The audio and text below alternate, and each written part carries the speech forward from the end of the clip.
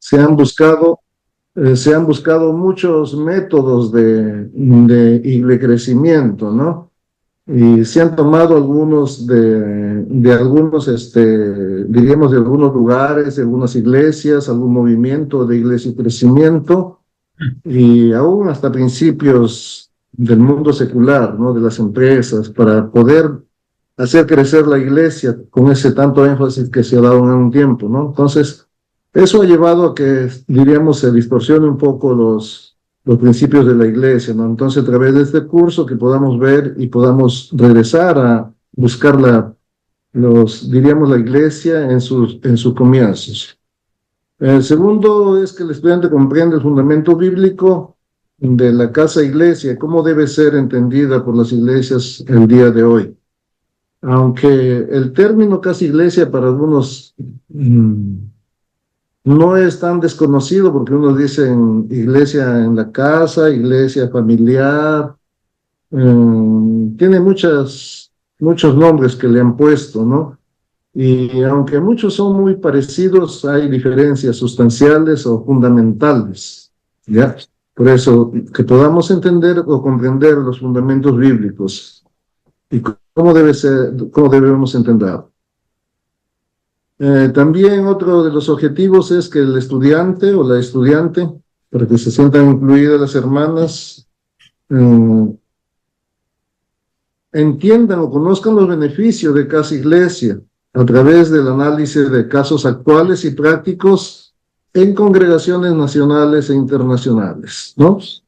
Cuando hablamos de estos casos, análisis de casos actuales, hay la experiencia de la iglesia aquí en Latinoamérica ya y también de la Casa Iglesia en Estados Unidos, Europa, ahora Asia, África también, hay muchos casos. Y ahora está, diríamos, después de la pandemia, está teniendo un auge muy grande, ¿no? Entonces, a través de ver esos casos, ¿no? Y el análisis de los tales, podamos entender los beneficios de regresar a la iglesia del Nuevo Testamento. Y finalmente, que los estudiantes conozcan los pasos para el establecimiento del sistema de casa-iglesia y ¿no? Lo relacionan construyendo un plan de implementación considerando los principales desafíos asociados a sus contextos. A través de este curso podamos tener, diríamos, al menos bosquejado o conocer los principios de cómo podemos establecer un plan de este sistema de casa iglesia y cómo podríamos aplicarlo a cada una de sus iglesias en su contexto.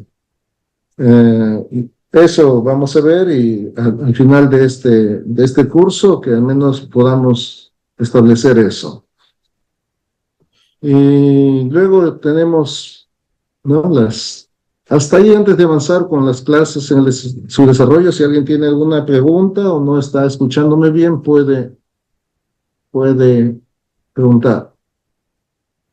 ¿Todo bien? Sí, pastor. Sí. Bien. Voy a solamente dar los títulos de los sílabos y de ahí ya vamos a ir directamente al desarrollo de la primera clase, ¿ya? Ya solamente de esa manera vamos a poder avanzar el día de hoy. Ya en la primera clase vamos a ver la iglesia del Nuevo Testamento. Podemos ver en esa primera clase la problemática de la iglesia actual y mirar hacia la iglesia del Nuevo Testamento, ¿no? ¿Por qué creemos que hay esa necesidad que tenemos que regresar a mirar a la iglesia del Nuevo Testamento? Entonces, en esa primera clase vamos a poder ver, ¿no? Todos los problemas contextuales por los cuales muchas de las iglesias están atravesando, y aunque hay alguna crisis, muchos no pueden darse cuenta, ¿no? En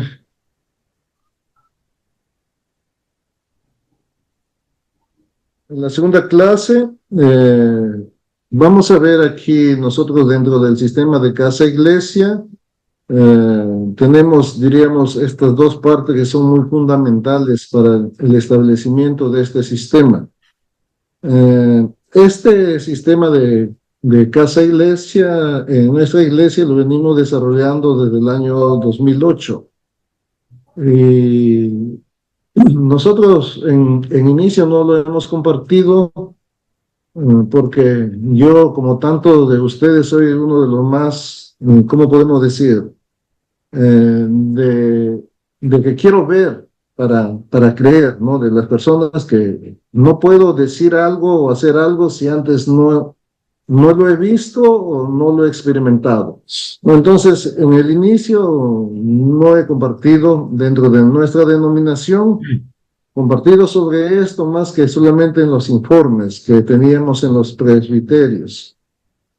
Solamente ahí, bueno, compartía la forma de trabajo que pasa nada más como, sin más ni más, ¿no? Pero luego no. ¿Por qué? Porque queríamos ver de manera objetiva podemos decir, el resultado, la aplicación y el resultado. Y entonces, a través de los años, porque no es algo que se hace, diríamos, con resultados muy pronto, sino es un trabajo a largo plazo. A través de los años recién podíamos ver el resultado. Y no por iniciativa nuestra que lo compartimos, sino por requerimiento quizá o solicitud de los que iniciaron este sistema de casa-iglesia en Estados Unidos, en la ciudad de Houston. Ellos nos pidieron que era tiempo que nosotros quizá podíamos compartir a otras iglesias. Por eso desde el año 2017, sí, antes de la pandemia, empezamos a hacer un seminario sobre casa-iglesia para pastores de Latinoamérica. Es en el mes de febrero, por casi una semana, de los días martes a domingo. Es un seminario intensivo. El día martes vienen los pastores al mediodía y terminan el domingo al mediodía, aquí en la iglesia mismo, donde en el día reciben lo teórico y en la noche pueden ellos experimentar la práctica en la convivencia con los hermanos de nuestra congregación. Así hemos estado desarrollándolo nosotros y así lo desarrollamos, ¿no? Como lo repito ahora, lo estamos dando ahora en el seminario por, bueno, quizás la necesidad y el requerimiento de los que dirigen el seminario, porque hay esa necesidad que muchos ya están terminando el seminario, quieren empezar una iglesia y no hayan las formas o herramientas de hacerlo, ¿no? Entonces, por eso, ¿no? Entonces, a través de nuestra experiencia, nosotros podemos decir, ¿no? Tenemos, diríamos, las bases sólidas de poder compartir este trabajo del sistema de casa-iglesia. Y como les comparto, ya lo estamos dando aquí para muchos pastores de otras denominaciones, ya que los pastores de nuestra denominación han sido quizá un poco reacios, ¿no? O a veces la tradición o la costumbre hace que no estamos abiertos para al menos escuchar o mirar nuevas formas de trabajo, ¿no? Entonces, como no ha tenido, entonces algunos otros pastores de otras denominaciones, ellos han venido al seminario y están poniéndolo en práctica en sus iglesias, estableciéndolo ya 2, 3 años, y poco a poco están viendo buen resultado, ¿no? Entonces, diríamos, un trabajo muy interesante que puedan ustedes tener la oportunidad entonces de prestar mucha atención. Será de mucha ayuda para los que ya están trabajando con sus pastores, de poder apoyar a ellos y también de motivarlos si alguno de los pastores pueda venir al seminario que la iglesia ofrece. En esta segunda clase, diríamos, es la médula del sistema de casa-iglesia. Aquí tenemos los 3 ejes de casa-iglesia y los 4 columnas de casa-iglesia. Eso también después vamos a enseñarlo representado en un gráfico y mantener el equilibrio de esos principios es que va a hacer de éxito el establecimiento de este sistema en cada congregación. Y la clase 3, ahí vamos a poner los principios de casa-iglesia. ¿Qué hay que considerar antes de empezar a mirar este principio de casa-iglesia, si es que queremos establecerlo en una congregación? Hay que conocer bien esos principios. Los pastores deben de, como podemos decir, de empaparse bien y entenderlo, porque si no se empieza a hacer casa iglesia y al final casi es igual que la célula. Ya por principios la casa iglesia y las células son, por decir, 95% similares, pero hay un 5% que es la diferencia y es lo fundamental. Entonces, si no se entiende bien los principios, es muy fácil decir que estamos haciendo, empezar a hacer este sistema de casa iglesia y terminar como célula. Por eso es muy fundamental poder tener claros los principios.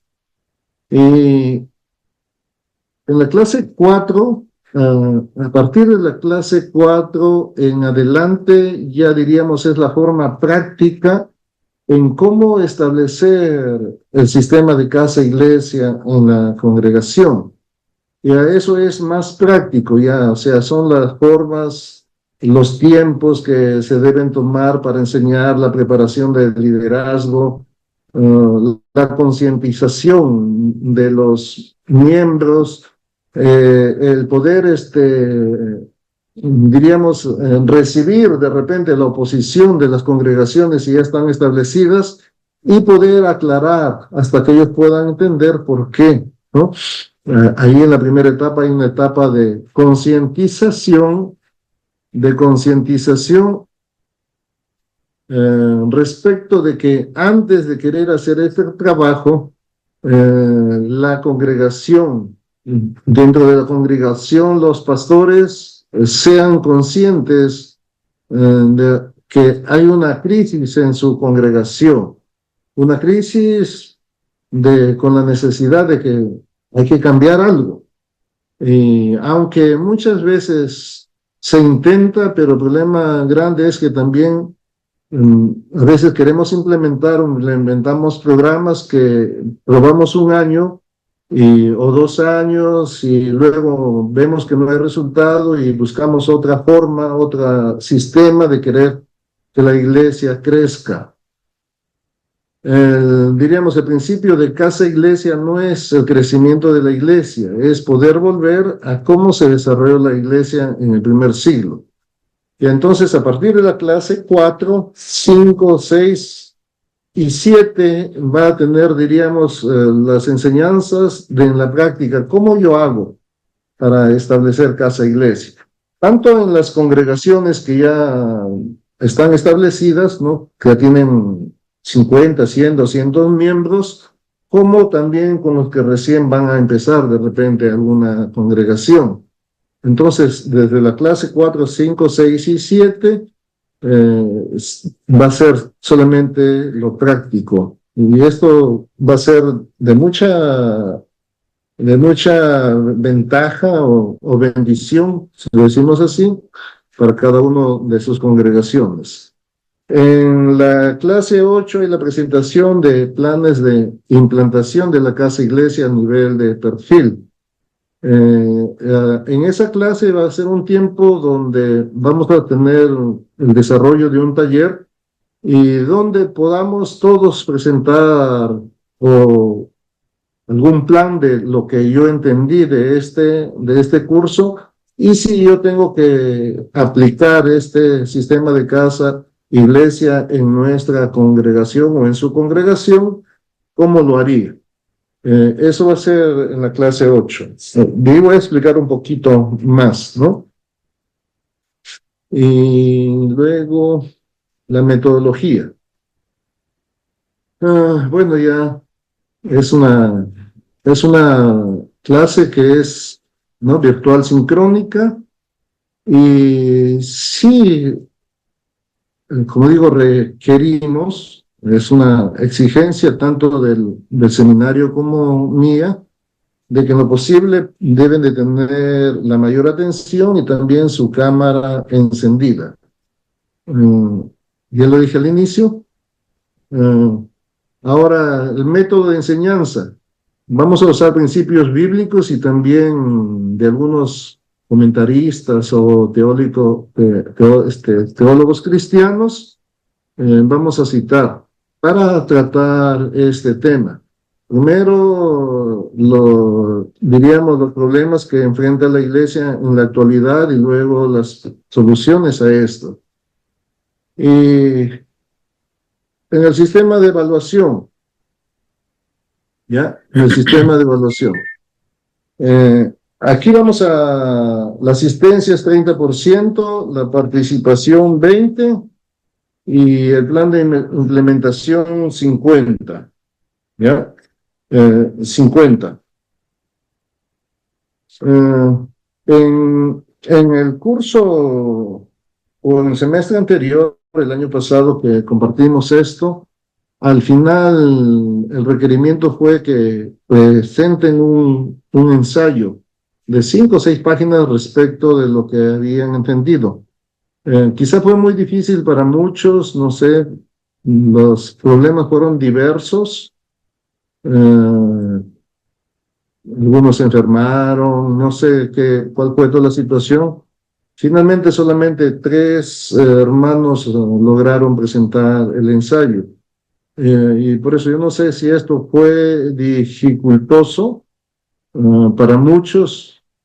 Y como esto es algo teórico, práctico, entonces cuando decimos este plan de implementación en la clase 8 va a ser un taller, ¿no? Donde a partir de la clase 4 yo voy a hacerles llegar, diríamos, una plantilla o un bosquejo, como ustedes quieran, acerca de cómo elaborar este plan de trabajo si me es necesario adoptar este sistema de casa iglesia en mi congregación o en la congregación a la cual yo quiero empezar, ¿no? Entonces yo le voy a facilitar una plantilla desde la clase 4, ¿ya? Que ustedes la tengan y ahí van a empezar ustedes a anotar de qué manera van a ir desarrollando este plan de trabajo para implementar el sistema de casa iglesia en su congregación. Entonces, eso durante la clase 4, 5, 6 y 7.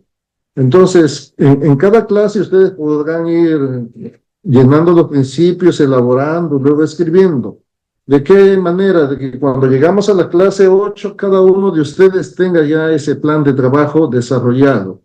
Y ahí vamos a comunicar y a ayudarnos exponiendo unos a otros qué es lo que me falta o qué puede ayudarnos para finalmente tengamos un plan de trabajo, diríamos, mejorado, con alcance de los compañeros mismos en su exposición de su plan de trabajo y también con algunos alcances o correcciones de quien habla.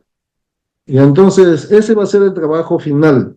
No va a haber examen, no va a haber más ensayos, sino a partir de la clase 4 yo les voy a dar una plantilla para que desarrollen el plan de trabajo, si es que querrían implementar casa iglesia en cada una de sus congregaciones.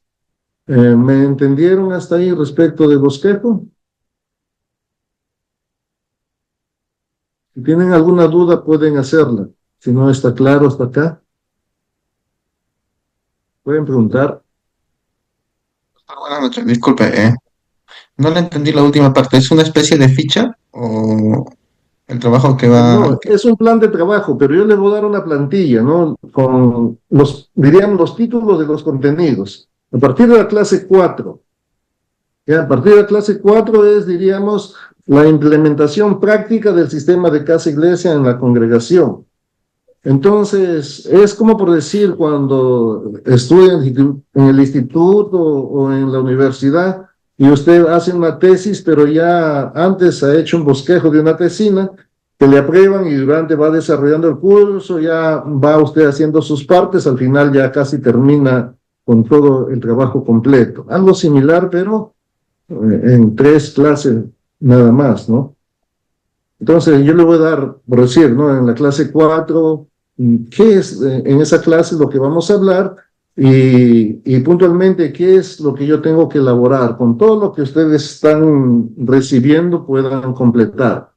Va a ser, diríamos, como un bosquejo, ya una guía, en la cual ustedes ya solamente tienen que complementar o llenar con lo mismo que se les está enseñando o se les ha venido enseñando. Para que tengan la dirección y ya después cada uno no sepa cómo hacerlo, porque como yo dije, solicité en el semestre anterior un ensayo de, respecto de esto, pero de los todos solamente 3 presentaron. Mm, No era, entonces hay un problema, no sé. O de repente ustedes prefieren un examen final, también puedo dejarlo en la...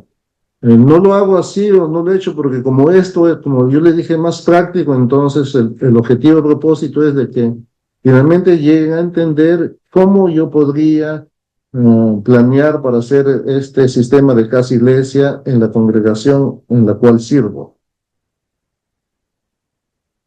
¿Entendió, Julio?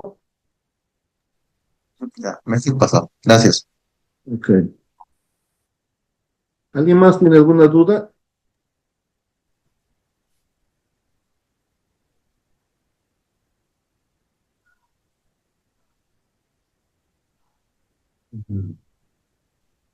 Bien, ahí tienen la Buenas bibliografía. noches, Sí, ¿me escuchas? sí, sí, escucho. ¿Quién habla? Buenas noches, Ya. soy Ani. Amy. Sí, sí. Buenas noches, pastor. Quería preguntarle acerca de las entregas, o sea que a partir de la cuarta semana, la cuarta clase, vamos a avanzar progresivamente, ¿cierto? ¿Y No la van a entrega sería al entregar. final de curso? Sí, la entrega es en la clase 8, ¿no? Yo le voy a dar una plantilla y ustedes van a ir elaborando su plan de trabajo con cada clase y con lo anterior que ya han escuchado. Y en la clase 8 yo llego y te digo, bien, Adi, a ver, ¿cómo usted podría implementar este plan de casa iglesia en su congregación? Entonces usted ahí puede decir, punto 1, tengo que concientizar o reconocer que la congregación se dé cuenta que estamos en una crisis eclesiástica respecto de ¿no? de la iglesia del primer siglo, cómo nos estamos diferentes o qué problema tenemos. ¿Entienden? Por decir, ¿no? Y punto 2, frente a esa situación, ¿qué es lo que podemos hacer? ¿No? Punto 3, capacitación, por sí, primero de el liderazgo. El liderazgo tiene que entender para que pueda apoyar al pastor, ¿no? Capacitación, ¿cuánto tiempo? No sé, 6 meses, un año. Punto 4, y así sucesivamente. Entonces, expone y luego expone algún compañero, lee, no expone, lee lo que ha preparado y luego, y entonces, escuchando quizá del uno al otro, compartiendo al final con algunos alcances, podamos aclarar su trabajo que usted hizo y, y eso va a ser el trabajo final. El día, el día de usted pueda tener, ¿no? Y luego de esas correcciones que podamos recibir en esos, diríamos, en ese día, pueda aclarar mi trabajo una semana, no sé más, y luego puedan enviármelo para yo darles algunos alcances. Pero si ya lo hizo, ya es más fácil para que cada uno pueda lograr el objetivo de llegar al final de todo. No va a ser difícil, va a quedar muy claro con el desarrollo de las clases. ¿Sí?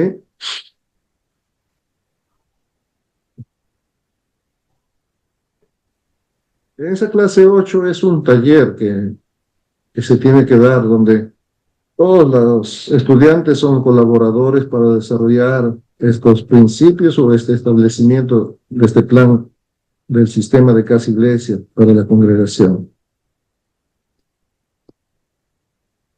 ¿Ya?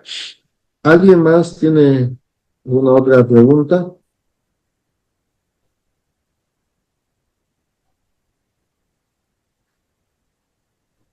Mm, Yo no tengo una pregunta, bien, aquí tienen la bibliografía y también lo van a tener en el sílabo que han recibido. Eh,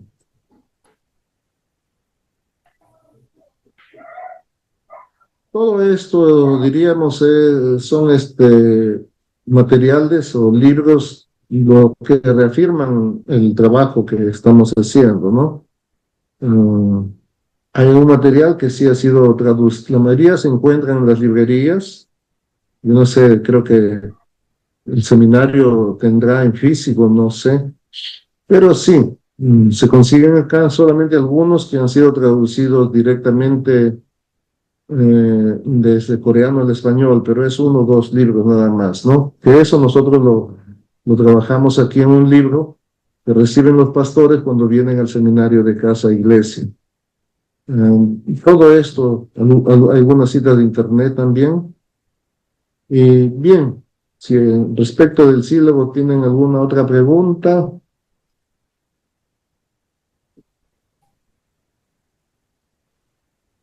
Si el sílabo le va a servir si de repente están dudando de lo que yo estoy enseñando o de lo que vamos a ver y no son de repente, no, esas son ideas del profesor, por eso sirve el sílabo para yo ir y leer y quitarme o comprobar o ver la veracidad de la información que están recibiendo, ¿no? Y si quieren ahondar más en esto, ya puedan leer un poco más los libros que ahí se citan y así puedan aclarar más sus ideas o quitar sus dudas.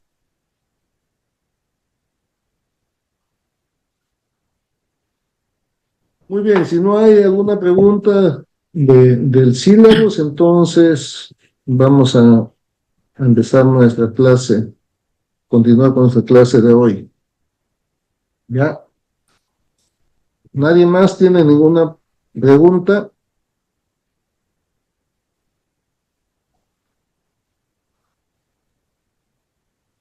Doctor, buenas noches. Sí. Yo tengo una pregunta, pero tal vez lo va a desarrollar usted en el transcurso de la clase. Lo que hablaba Sí, acerca de... ¿Sí me escucha? sí, le escucho. Lo que hablaba la diferencia entre casa, iglesia y célula. Dijo que había un 5% de diferencia, ¿no? Sí, parte de eso hoy día mismo lo vamos a ver al final de la clase. Está Ah, ya, dentro del contenido. En el sílabo está diferencia entre las células y la casa iglesia 2.3 en la primera clase de hoy. ¿Ya? ya, sí está bien.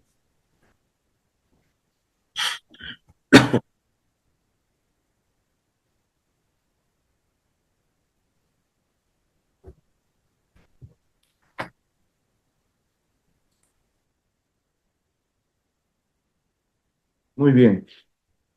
Vamos a empezar entonces nuestra, nuestra primera clase. ¿Cuáles son las causas de la pérdida de la iglesia bíblica neotestamentaria? Y antes de pensar, si nosotros miramos a través de la historia, ¿entienden, no? Desde el primer siglo, el siglo I, ahora 20 siglos después, la iglesia ha venido, diríamos, desarrollándose a través de la historia, comunicándose como el teléfono malogrado, ¿sí? Casi la mayoría de ustedes conocen el teléfono malogrado, ¿no? Se le da una noticia a uno y la reproduce al otro, al final, al número 10 que es el último oyente, le llega muy distorsionado lo que se quiso comunicar, ¿no? Entonces, algo así similar ha pasado con la historia de la iglesia desde el primer siglo, ¿no? Desde los orígenes. Por eso, las causas de pérdida de la esencia bíblica neotestamentaria, la primera es pérdida del propósito de existencia de la iglesia. ¿para qué existe la iglesia? ¿No? Y ahí tenemos a Gary Derrickson. Él, en teología exegética, en las epístolas 1, 2 y 3 de Juan, él menciona que la iglesia recibe su propósito del mandato de Jesús, de hacer discípulos al bautizarles y enseñarles. Todos conocemos eso por la Gran Comisión, ¿ya?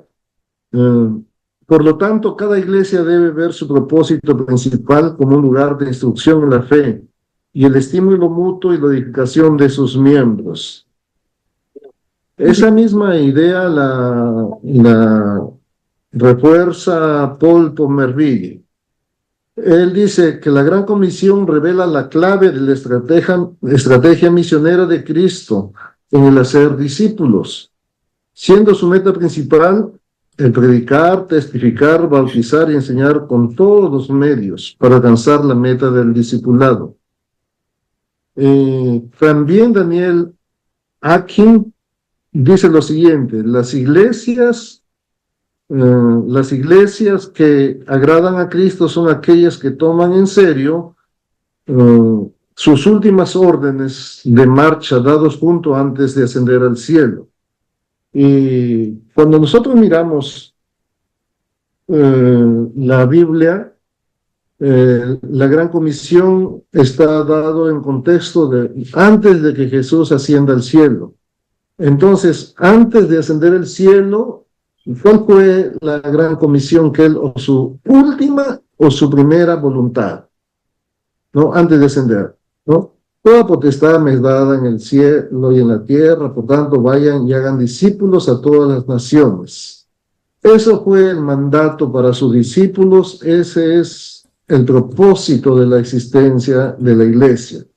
Por eso el lema de nuestra iglesia o de la iglesia neotestamentaria es, ¿no?, alcanzar, salvar las almas y hacer discípulos. Porque esa fue su última voluntad. Es como la voluntad que un padre da a los hijos antes de morir, ¿no? El papá antes de morir reúne a su familia, a sus hijos, y bueno, les pide, esta es mi última voluntad. Y les pide algo que ellos sin falta tienen que hacer, porque no hay otra orden más. Entonces el Señor Jesús, esa fue diríamos, su orden, ¿no? Vayan y hagan discípulos a todas las naciones, ¿no? No hay que ser creyente de domingo en domingo, sino hay que hacer discípulos. Ahora, si nosotros miramos las iglesias, no sé, si desean ustedes miran la de usted, quizás no es el caso, pero si miramos las iglesias de manera general, no hay muchos discípulos. Hay muchos creyentes, sí, pero que muchas veces no están comprometidos. Las iglesias carecen, diríamos, de disposición en sus miembros para el trabajo de la iglesia. Y ese es un problema. El otro problema es que las iglesias tradicionales, los ministerios están repartidos quizá el 20 o 30% de la congregación. En algunos ministerios donde no hay lugar para que los demás puedan también participar. Entonces, diríamos, si tiene 100 miembros, 25 son, diríamos, los protagonistas y 75% son los espectadores. Es como el partido que hoy día creo juega la U, los que son de la U, ¿no es cierto? En el estadio, ¿cuánto hay? 30,000, por decirse. ¿Y cuántos son los protagonistas? 25 jugadores, 30 entrenador y todo. ¿Y el resto qué hace? Aplaude. Entonces, muchas veces en la congregación también pasa así, ¿no? Entonces se ha perdido, diríamos, la razón de por qué está la iglesia o por qué existe la iglesia. ¿Ya? Se ha perdido ese principio, y eso es fundamental, ¿no? Entonces, Las iglesias en el tiempo de hoy están, si queremos ilustrarlos, como la panadería que no produce pan, o como la sastrería que no cose los pantalones, o como la lavandería que no lava ropa. Porque si usted va a una panadería con la esperanza de encontrar pan y le dice, no, no hay pan, no hacemos, ¿qué diría usted? Entonces, ¿por qué tienen letrero de panadería? Igual también con la lavandería. Venimos para que nos lave la ropa, no nos lavamos, pero ¿por qué tienen el letrero? Entonces, también esa forma podríamos verlo en las iglesias que no están salvando las almas y haciendo discípulos. ¿Para qué existen si no están cumpliendo el propósito que el Señor Jesús les dejó? La comisión, el mandato que el Señor Jesús les dejó antes de partir. Entonces, ahí hay un problema de la existencia de la iglesia. Ha perdido, ¿no?, su propósito de ser de la iglesia misma. Y hay muchas otras actividades dentro de las iglesias, de las congregaciones, que tienen muchos otros buenos fines, tienen muchos otros buenos propósitos, pero este propósito principal no lo tienen. ¿Entienden? Se perdió. Sí es bueno, como digo, hay mucho taller, muchos otros ministerios a realizar, pero si esos otros ministerios que se realizan no es su propósito final alcanzar las almas y hacer discípulos, entonces está mal, ¿no? Entonces, por eso, de manera general, muchas iglesias en estos tiempos se han desviado desde ese principio o mandato de Jesús. Ese es, diríamos, el primer problema que está enfrentando la iglesia el día de hoy. El segundo problema es la distorsión del concepto de crecimiento de la iglesia. Lo mencioné hace algún momento, ¿no? Lo mencioné. La distorsión del crecimiento, del concepto de crecimiento de la iglesia. Aquí Juan está en el sílabus, este autor, en su libro El crecimiento integral, habla lo siguiente.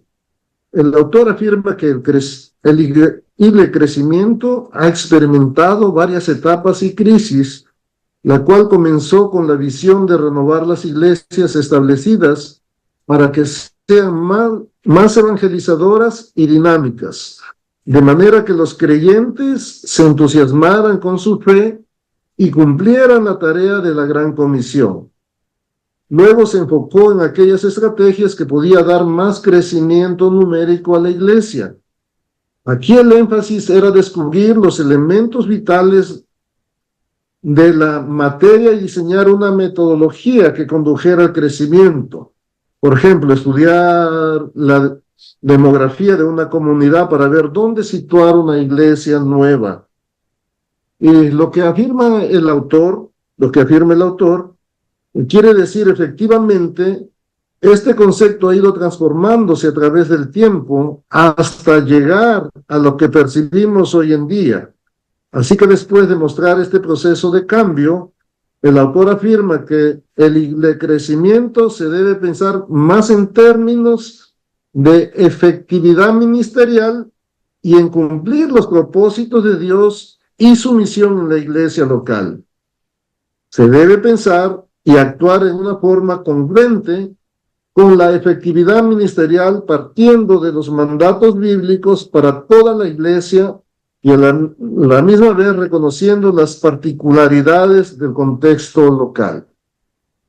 Ahí hay un problema entonces, lo dije en el inicio, al mirar la forma o las maneras en cómo hacemos que crezca la iglesia, llevó a que se perdiera, diríamos, este principio del crecimiento. O sea, muchas veces está enfocado en cantidad antes que en cualidad. Buscamos un crecimiento cuantitativo, mas no así cualitativo. Otra mención al respecto, Will Mancini, en su libro Una Iglesia Única, cómo los líderes misionales definen la visión, capturan la cultura y generan movimientos. Dice, en la actualidad existe una preocupación desmesurada por los números, e incluso esta estrecha, pero erróneamente relacionada con un indicador de crecimiento de la iglesia. Algunas iglesias se enfocan en la cantidad de miembros de sus congregaciones y diluyen la importancia de la calidad. El problema de aplicar algunos buenos métodos de crecimiento es que funcionan, pero así solo generamos oportunidades de hacernos esclavo del crecimiento. En nuestra experiencia, diríamos, cercano contextual, por ejemplo, las iglesias aquí en el Perú, a través de los grupos celulares se buscaba el crecimiento de la iglesia, partiendo, ¿no? Diríamos, los tiempos más últimos con César Castellanos en Colombia y el famoso movimiento de G12. Ustedes lo conocerán, ¿no?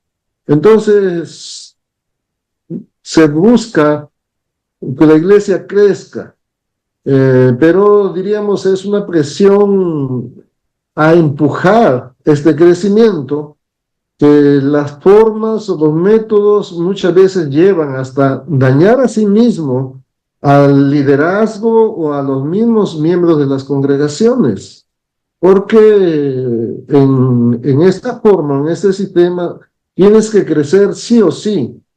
Si no creces, entonces te dejan. Porque el concepto es que es una iglesia celular y las células son vivas y ¿qué hacen las células? Se reproducen. Entonces, como tú no reproduces tu célula, ya eres señalado o apartado porque no estás cumpliendo el propósito de la iglesia.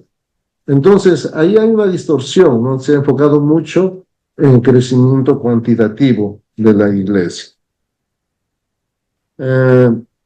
También Christian Schwartz, en Desarrollo Natural de la Iglesia, eso sí, yo sé que está en el seminario, el autor habla de un crecimiento tecnocrático y para explicarlo hizo uso de una ilustración en la que unos hombres están jalando una carreta de peculiares ruedas cuadradas, como esta, ¿verdad? ¿Sí? Que llevan como cargamento un montón de ruedas redondas.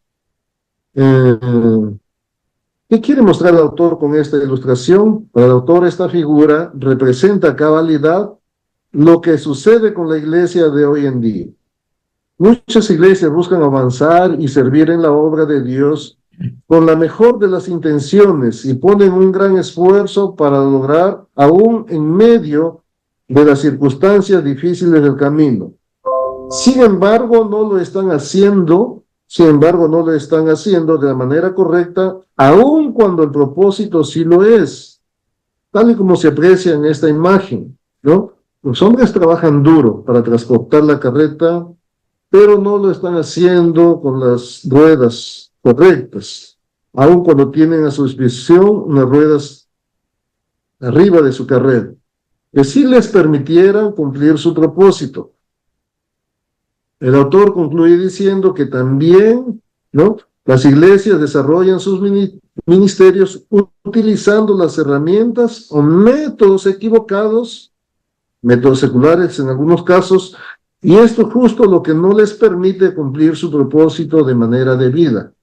Esto quiere decir que las iglesias están usando sus propios medios o fuerzas, pero la solución es utilizar los métodos que Dios mismo ha proporcionado a su iglesia para edificarla. ¿Entienden? Entonces, están dejando de lado los principios, tomando otros que no les permiten, por más buen esfuerzo, que no les permite para que avancen, ¿no? De esa manera lo ilustra este autor.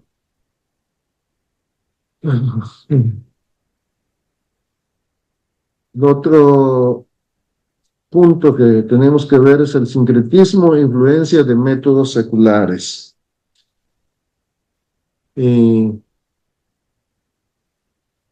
Timothy Keller, ¿ya? Timothy Keller en su libro Iglesia Centrada dice lo siguiente: con el tiempo, todas las iglesias, sin importar cuán sólidas sean sus teologías, tienden a perder de vista la singularidad del Evangelio y caen en prácticas que se ajustan a otras religiones e incluso a prácticas antibíblicas. No lo digo yo, lo estoy leyendo de manera literal, lo que estoy leyendo son citas puntuales de los escritos de estos autores, ¿ya? Deiros Roldán, en la Iglesia Latinoamericana, su vida y su misión, dice lo siguiente: en este libro se expone la afirmación de Deiros acerca del concepto del sincretismo religioso, el cual tiene que ver con la unión de distintos elementos religiosos y culturales tomados de diferentes sistemas, incluso no cristianos, en una nueva totalidad o sistema que pervierte el Evangelio. En América Latina, una enorme cantidad de iglesias evangélicas manifiestan rasgos de sincretismo en su fe y sus prácticas de fe. Aun cuando el vocablo sincretismo no aparece en la Biblia, el concepto sí está presente, ya que toda forma de sincretismo es contraria a la voluntad de Dios e infringe el primer mandamiento que ordena: no tendrás dioses ajenos delante de mí. ¿Ya? Entonces, el sincretismo es algo que es muy arraigado en nuestra nación, ¿no?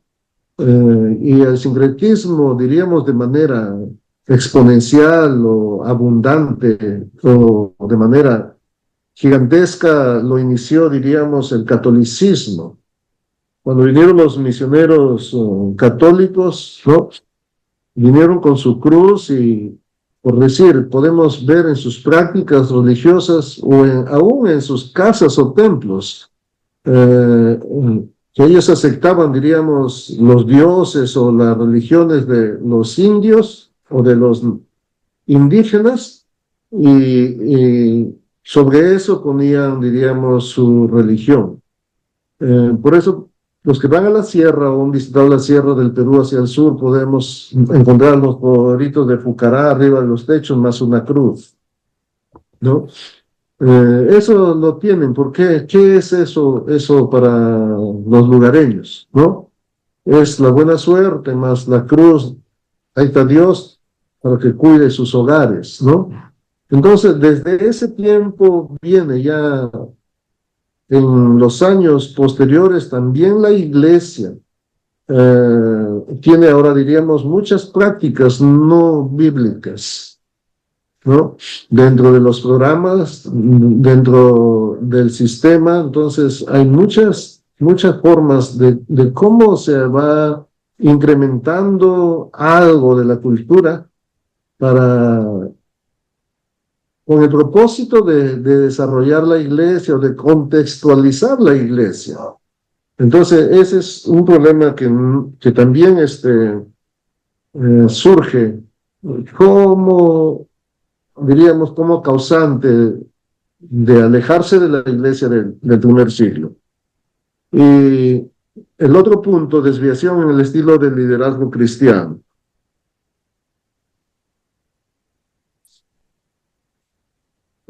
Ya, punto 4 aquí, desviación en el liderazgo cristiano. Bob Gordon, construyendo líderes, desarrollando la vida y liderazgo del cuerpo de Cristo, dice lo siguiente: hay una gran necesidad de verdadero liderazgo y madurez en el cuerpo de Cristo en nuestra época, ya que los líderes no son llamados para dominar a la gente de Dios despóticamente, y tampoco la gente de Dios es llamada para ser liberalista. Esto exige un balanceado visión del liderazgo, ¿no? Y si nosotros miramos, por ejemplo, en nuestro contexto, ¿Cuáles podrían ser las iglesias, ¿no? Donde podríamos decir que el líder es casi un dictador. ¿Dónde? ¿Cuáles podríamos decir? Podemos mencionar quizá a esta iglesia, el movimiento misionero mundial, ¿no? Ahí tenemos, por decir, casi un dictador, ¿no? Y es una forma que es muy tradicional en el liderazgo cristiano, porque por nuestro contexto cultural, los peruanos somos o funcionamos por los caciques, ¿ya? Donde hay, diríamos, la gente funciona cuando el que lo manda o el que lo dirige es duro, ¿no? Es diríamos, muy duro. Yo he podido conversar con algunas personas del movimiento misionero mundial que ya, bueno, han salido, porque los que están ahí todavía no se dan cuenta, y a ellos se les impone, ¿no? Se les impone para conseguir algún propósito, se les impone hacer algo sí o sí, sin importar que para hacer esto va a tener que descuidar su familia, va a tener que descuidar su trabajo, él tiene que hacerlo, si no, no está bien para ellos. Entonces, ese liderazgo es muy perjudicial para la iglesia, sin embargo, se da. Pablo de Eiros, Liderazgo Cristiano y Formación, dice lo siguiente: existen hoy muchos tipos y grados de liderazgo. El desarrollo y sofisticación de este aspecto de la vida social y organizada ha sido astronómico en las últimas décadas. Hemos elaborado las más puntillosas teorías y estrategias relacionadas con el liderazgo. Sin embargo, continúa habiendo mucho debate en el tipo de liderazgo que las iglesias necesitan en estos años iniciales del nuevo milenio. Además, la literatura especializada en el tema ha puesto un fuerte énfasis en señalar la necesidad de desarrollar un liderazgo propiamente cristiano, diferente del que caracteriza el mundo globalizado actual. Autores como él, autores como René Padilla, en Bases Bíblicas de la Misión, perspectivas latinoamericanas, habla, por ejemplo, nos habla de roles rígidos entre los líderes de la iglesia, aun cuando se reconoce que las labores de los apóstoles debían concentrarse en la predicación y la oración, no se menciona que ellos no debían servir a las mesas. Es más, al principio ellos mismos lo hacían, analizando la labor de los diáconos, aquellos quienes fueron asignados para servir a las mesas y atender a la gente necesitaban luego de alguien, ¿no? Para que les ayudara, ¿no? Entonces, también se ha perdido, diríamos, esta desviación acerca de los líderes. Por ejemplo, sin ir muy lejos, ¿qué esperan las congregaciones acerca del pastor? El pastor es el líder, podríamos decir, de la iglesia, ¿no? La cabeza es Cristo, pero el líder inmediato es el pastor. ¿Qué espera del pastor? ¿Saben qué esperan ellos del pastor? Ellos esperan que el pastor todo lo haga.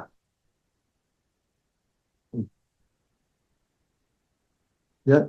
Esperan que el pastor todo lo haga. ¿Ya? Entonces, por ejemplo, una congregación contrata a un pastor, ¿no?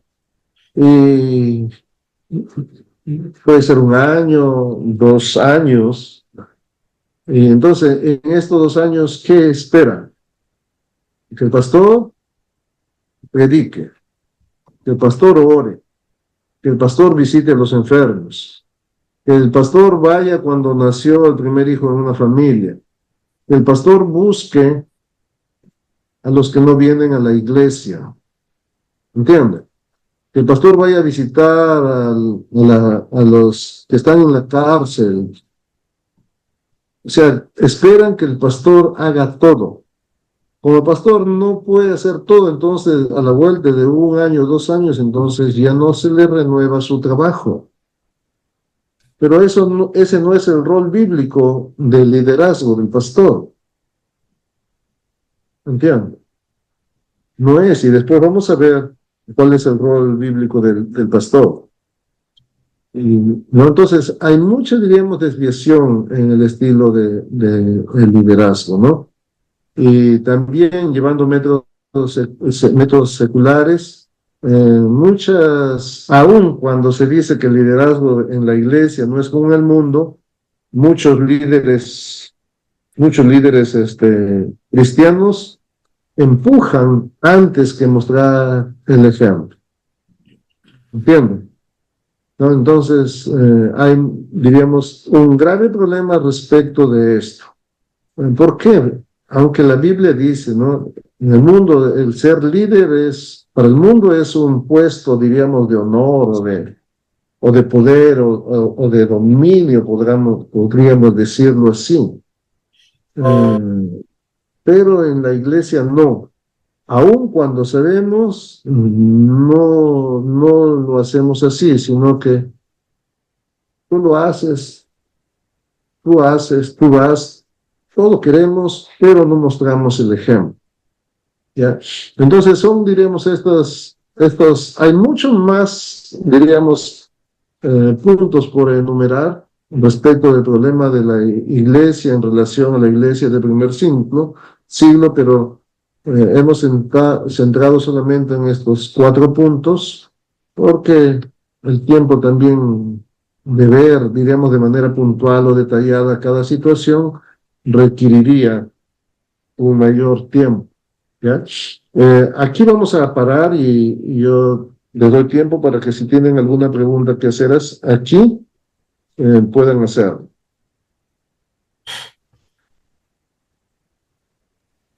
Pastor, bueno, ya lo dijo usted hace un momento, ya, en uno de los, en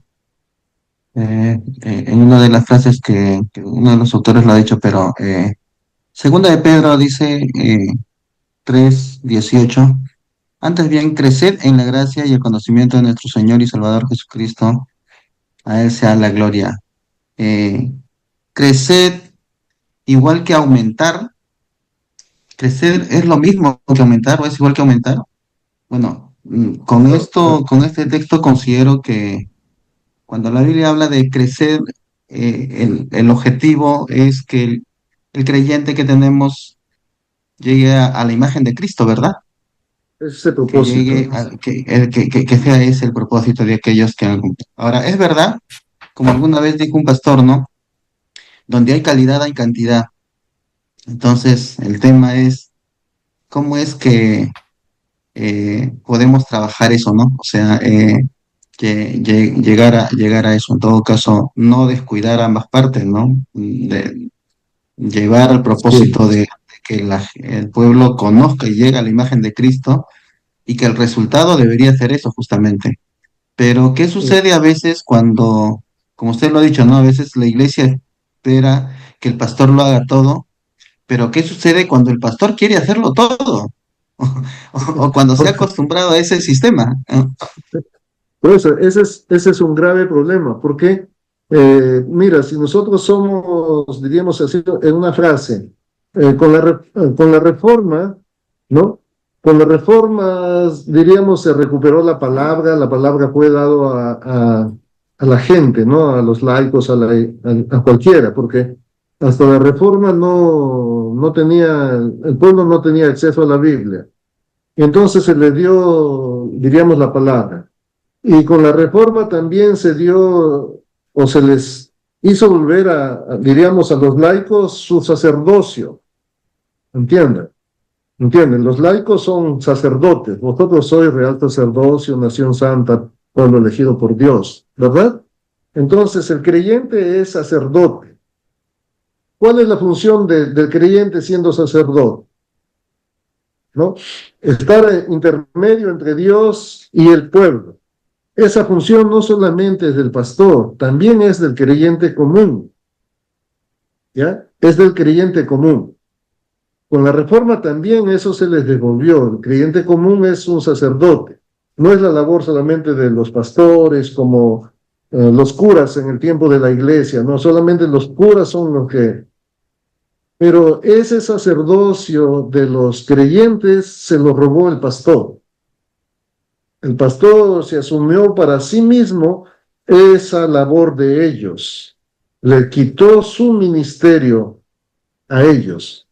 Ese ministerio, lo vamos a ver más adelante, del creyente lo dice muy claro, Efesios 4, verso 11. Ahí, 11, 12 y siguientes. Ahí se define la labor pastoral y la labor de los creyentes. Por eso, el problema es este, ¿no? Como tú dices, el pastor se asumió todas las funciones de la iglesia, pero luego no las hace. ¿Y cómo termina? Despedido. Porque puede hacer todas esas labores de visitar, ir cuando la iglesia es pequeña, pues tiene 20, 30 miembros, ¿entienden? Pero cuando la iglesia ya empieza a crecer, entonces va a tener que visitar incansablemente. Y ese es un problema. Y otro problema el problema es que las iglesias no sustentan debidamente o bien a sus pastores y los pastores tienen la necesidad de tener un trabajo secular y encima el de la iglesia. Y ni uno ni el otro lo podemos hacer bien. Entonces, Pastor, Otra consulta, disculpe. También usted puso un ejemplo. Bueno, yo he tenido algunos amigos que han estado en esa congregación. Obviamente el tema del G12 o de César Castellanos no se llama casi, ¿no? Antes se llamaba, ahora le cambió, antes se llamaba G12, después se cambió al MCI, ¿no? Eh, pero en cierta oportunidad conversaba acerca de eso y la pregunta era, ¿puede un pastor discipular 30 discípulos, 30 miembros? ¿Puede trabajar, puede tener un discipulado de 50 personas? ¿O cuál es el tema de capacidad? Y el ejemplo que ponen es el ejemplo de Jesús, ¿no? Jesús tuvo muchos discípulos, es verdad, tuvo muchos discípulos. En 3 años era un poco difícil que pudiera, ¿no? O tener más, pero había mucha gente que le seguía. Sin embargo, Jesús se limita a escoger 12 personas a las cuales va a capacitar. De alguna manera influye en eso, en la capacidad que pueda tener una persona de generar un liderazgo eficaz con un número limitado para que estas personas que están siendo capacitadas por ellas puedan generar más discípulos. Tal vez ese sistema. sí, mira, diríamos el principio es este. O sea, ¿no? El pastor no puede cuidar o disipular un número, diríamos 20, 30, 40 o 50, sino que el pastor replica por decir, bueno, Jesús tuvo 12, a veces no tenemos ni siquiera 5 como los discípulos de Jesús. Entonces, el pastor replica, ¿no? Su liderazgo, por decir, en 5. Y esos 5 tienen que duplicar su liderazgo en otros, por decir, 5 más. Y cuando alguien disipula, diríamos de manera muy particular, muy eficiente, casi el discípulo es una réplica de su maestro. Diríamos, en lo bueno y hasta en lo malo, casi idéntico. Ves al discípulo y te recuerda, igual decía igual. Entonces, por eso el pastor mismo no puede discipular a un gran número, porque dentro de casa e iglesia el discipulado no es teórico, es práctico. Jesús, ¿cómo discipuló a sus 12 discípulos? En su vida diaria estaban con él, ¿verdad? Entonces es más práctico que teórico. Pero ¿cómo es la manera del discipulado en las iglesias? Va a discipularse, ¿qué hacemos cuando hay discipulado? Casi todo es teórico, ¿no? Entonces ahí también hay un problema. Pastor, ¿Sí? en el libro de Éxodo, a Moisés le sucede algo casi igual, y su suegro tiene que intervenir y darle una sabia, ¿no? Consejo para que él pueda, y es que estaba iniciando, el pueblo iba creciendo. Entonces, encontramos ahí una enseñanza de que nosotros que estamos en la iglesia, es cierto, ¿no? Cuando la congregación es pequeña, podemos hacer un discipulado, ¿no? Un personalizado podemos hacer, pero cuando crece la congregación, veo, ¿no? En caso de, acá en Huánuco yo lo veo al pastor Carlos Medina, entonces a veces se satura, y le digo, pero pastor, delega, le digo.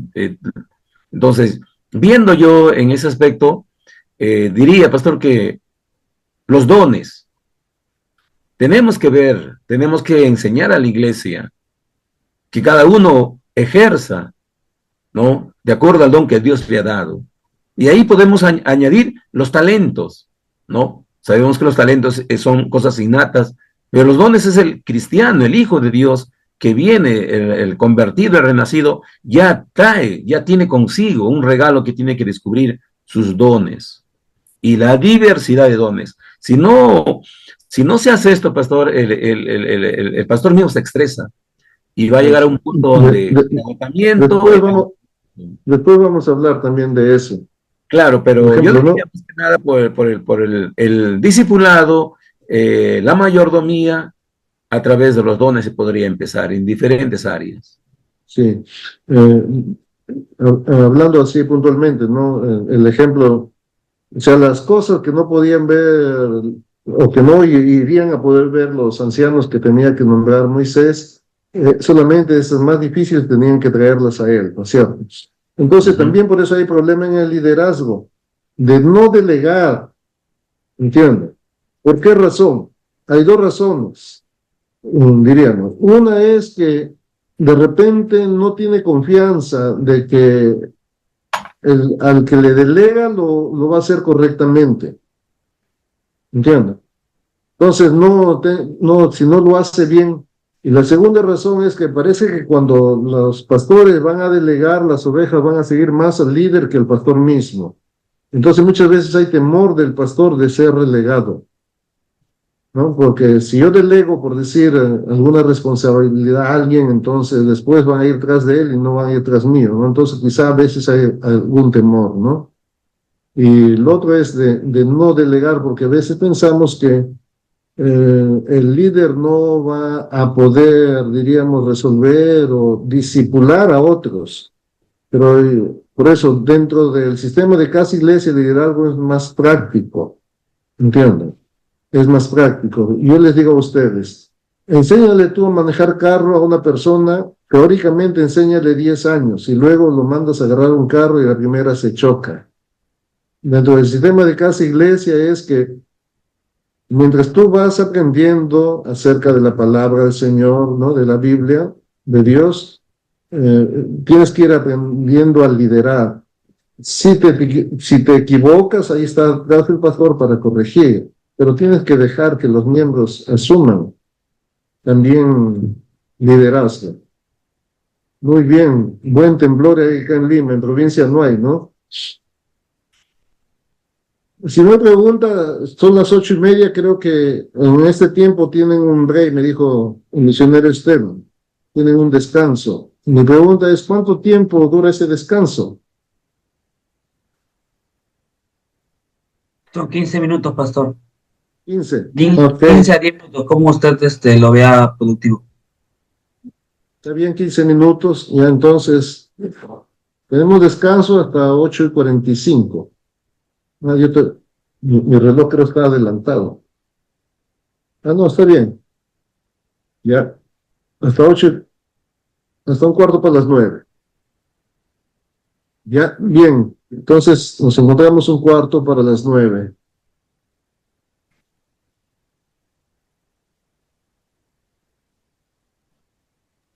Ya, listo, pastor, muchas gracias.